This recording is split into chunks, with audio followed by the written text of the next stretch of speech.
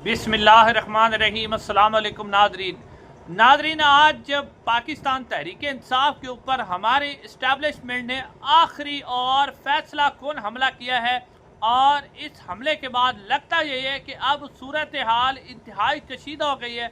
और 5 अगस्त की जो तहरीक है, अब इस तहरीक के अंदर एक तो बहुत बड़ी जान पड़ गई है, और फिर इस जान के ऊपर अब मुल्क के अंदर जो है, यानी अब ये क्लियर हो गया है कि या ये निज़ाम रहेगा या फिर पाकिस्तान तहरीक इंसाफ और जो पाकिस्तान की आवाम है वो रहेगी। अब दोनों इकट्ठे नहीं चल सकते। जिस तरह पाकिस्तान तहरीक इंसाफ के अंदर कुछ लोग मौजूद थे, जिसमें बैरिस्टर गोहर जैसे लोग भी थे, जो कहते थे मफाहमत की जाए, निज़ाम के अंदर रह कर बातचीत की जाए। लेकिन आज जो फैसला इस निज़ाम ने, इस रियासत ने, पाकिस्तान के इस्टेब्लिशमेंट ने दिया है, उसके बाद अवाम के पास पाकिस्तान तहरीक इंसाफ जिसके साथ 80% लोग खड़े हुए हैं, उनके पास सिवाय मज़ाहमत के कोई रास्ता नहीं छोड़ा गया।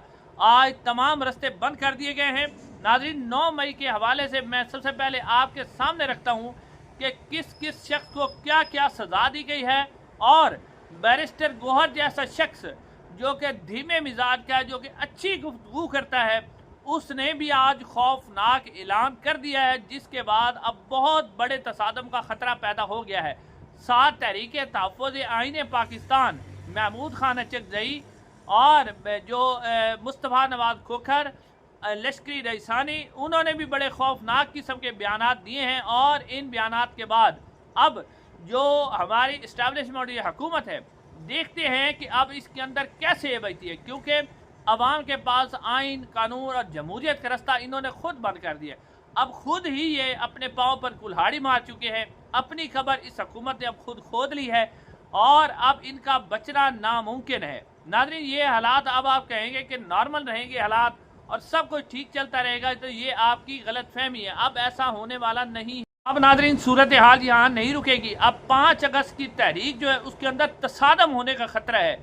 बहुत ज़्यादा हालात ख़राब होंगे। अब मैं आपके सामने रखता हूँ कि जो 9 मई के केस के अंदर से फैसलाबाद से जो लोगों को सज़ा दी गई है वो नाम रखता हूँ, और उसके बाद बैरिस्टर गोहर साहब ने जो खौफनाक ऐलान किया है, जो कहा है महमूद खान अचकज़ई ने, मुस्तफ़ा नवाज़ खोखर साहब ने, लश्करी रईसानी ने, वो मैं आपके सामने रखता हूँ। नाज़रीन, हामिद रज़ा साहब, साहिबजादा हामिद रज़ा साहब, उनको भी 10 साल कैद की सज़ा सुनाई गई है, और उन्होंने पहले कहा था कि मैं बिल्कुल गिरफ्तारी नहीं दूंगा और मैं देखूंगा कि कौन मुझे गिरफ्तार करता है। उसके अलावा उमर अयूब साहब, पाकिस्तान तहरीक इंसाफ के MNA, और जो अपोजिशन लीडर है, उनको 10 साल, जरताज गुल साहिबा को 10 साल, ये भी मेंबर कौमी असम्बली हैं। राय हसन नवाज साहिवाल से 10 साल, शिबरी फराज साहब को 10 साल, सेनेटर हैं। उसके अलावा मोहम्मद अहमद चट्ठा साहब, उनको भी 10 साल की सज़ा। नाज़रीन, मोहम्मद अहमद चट्ठा साहब को डबल सज़ा सुनाई गई है। पहले उन्हें कहा गया था कि वो मियाँ वाली में मौजूद थे, वहाँ पर भी उन्हें एहतजाज किया था। अब इस सज़ा में कहा गया कि वो फैसलाबाद के अंदर भी मौजूद थे, यानी वो जिन फैमिली से ताल्लुक़ रखते हैं। उसके बाद नाज़रीन, जो अब इनके बारे में सरगोदा में भी कहा गया था कि वहाँ भी मौजूद है। शेख राशिद शफीक, ये शेख रशीद साहब के भतीजे हैं, इन्हें भी 10 साल कैद की सज़ा सुनाई गई है। उसके अलावा नाज़रीन, और इनके बारे में, ये शेख राशिद शफीक के बारे में आपको बताते चले कि इनके ऊपर GHQ रावलपिंडी GHQ तोड़ फोड़ का मुकदमा भी चाहता है कि 9 मई वाले दिन ये GHQ में भी थे, तो अब GHQ में भी और फैसलाबाद में भी मौजूद हैं। नाज़रीन, उसके बाद अशरफ सोना साहब, पाकिस्तान तहरीक इंसाफ के MPA हैं, इन्हें भी सज़ा सुनाई गई है। राय मुस्तफ़ा इकबाल साहब, उन्हें भी सज़ा सुनाई गई है 10 साल। कमल शोधव साहबा, और अब कमल शोधव साहबा के हवाले से भी आपको बताते चले कि इनका GHQ हमला केस के अंदर भी नाम है, और वहाँ कहा जा रहा है कि इन्होंने ऑडियो मैसेज दिए थे कि GHQ पहुँच जाए। तो अब उन्होंने कमल शोधव साहबा को सज़ा सुनाई गई है फैसलाबाद के मुकदमे के अंदर भी। उसके बाद नाज़रीन, सरदार अंसर को भी सज़ा सुनाई गई है। साथ साथ जो है अंसर इकबाल, मोहम्मद शहबाज, इन्हें भी सज़ा सुनाई गई है। और बहुत से और तकरीबन 102 ऐसे मुल्ज़मान हैं जिनको ये सज़ा सुनाई गई है। अब मैं मजमूई तौर पर अगर बताऊँ आपको कि इस वक्त पाकिस्तान तहरीक इंसाफ के जो 6 MNAs हैं जिनको इसके अंदर सज़ा सुनाई गई है, 3 MPAs हैं और 1 सेनेटर है, और मजमूई तौर पर पाकिस्तान तहरीक इंसाफ के 11 MNAs और 25 MPAs को सज़ा सुनाई जा चुकी है। अब नाज़रीन, ये जो ब्लंडर किया है ना हमारी इस्टेब्लिशमेंट, ये बहुत बड़ा ब्लंडर है, और उन्होंने ये ब्लंडर कर लिया है। अब आप देखें कि इसी ब्लंडर के बाद اب بیرسٹر گوہر جیسا شخص جو کہ دھیمے مزاج کا آدمی ہے, جو اتنی بڑی بات نہیں کرتا, اس نے کبھی لڑائی جھگڑا یا اس طرح کی بات نہیں کی, جو ہمیشہ مفاہمت کی بات کہتا رہا ہے, آپ آج ان کا بیان سنیں. ناظرین, وہ کہتے ہیں کہ ہمارے 11 MNAs اور 25 MPs کو آپ نااہل کر کے کیا سمجھتے ہیں کہ آپ ہمیں دبانے میں کامیاب ہو جائیں گے؟ اس دفعہ ہم آپ کا مقابلہ کریں گے اور آپ کی نسلیں یاد کریں گے. یہ کس کو وہ کہہ رہے ہیں؟ آپ کو پتہ ہے یہ وہ کس کو کہہ رہے ہیں. ناظرین, اس کے علاوہ وہ کہتے ہیں کہ پولیٹیکل کمیٹی نے عمران خان کو سفارش کی ہے کہ ریاست نے جمہوریت کو ختم کر دیا, یعنی ہماری اسٹیبلشمنٹ نے جمہوریت کو بالکل ختم کر دیا ہے. اب ہمیں پارلیمنٹ سے نکل جانا چاہیے, ہم اسمبلیوں سے استعفیٰ دیں گے اور ہم سڑکوں پر آ کے اس کا مقابلہ کریں گے اور آپ کی نسلیں یاد رکھیں گی کہ آپ کیسے مقابلہ کر سکتے ہیں. ناظرین, یہ ہے اس وقت پاکستان تحریک انصاف, اور آپ کو میں بتاتا چلوں کہ یہ 5 اگست کو یہ جو تحریک ہے نا, اب اس کے اندر ایک مومنٹم پیدا ہو گیا ہے.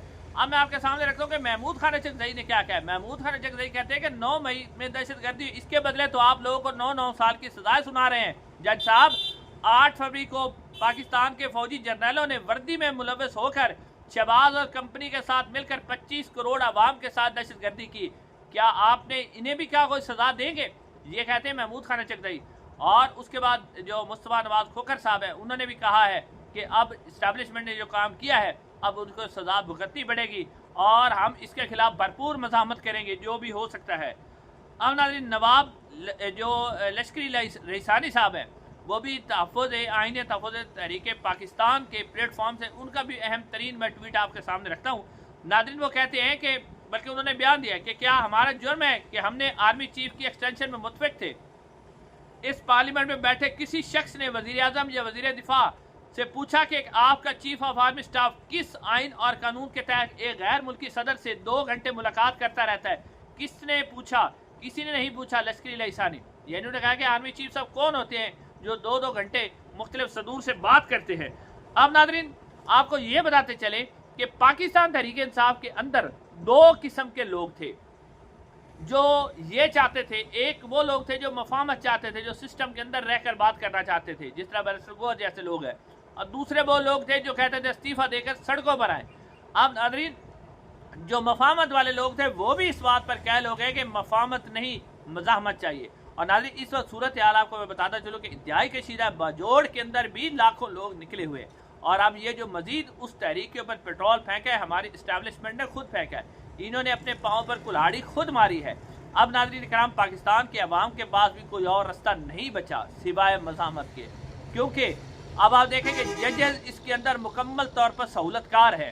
چیف جسٹس یحییٰ افریدی صاحب نے ہی کہا تھا کہ 4 مہینوں کے اندر فیصلہ سنایا جائے, یعنی انہوں نے اسٹیبلشمنٹ کے اشاروں پر یہ بات کی تھی کہ 4 مہینوں میں پی ٹی آئی کو ختم کر دے, کیونکہ وہ ایک اسٹیبلشمنٹ کے ساتھ معاہدہ کر کے چیف جسٹس بنے تھے.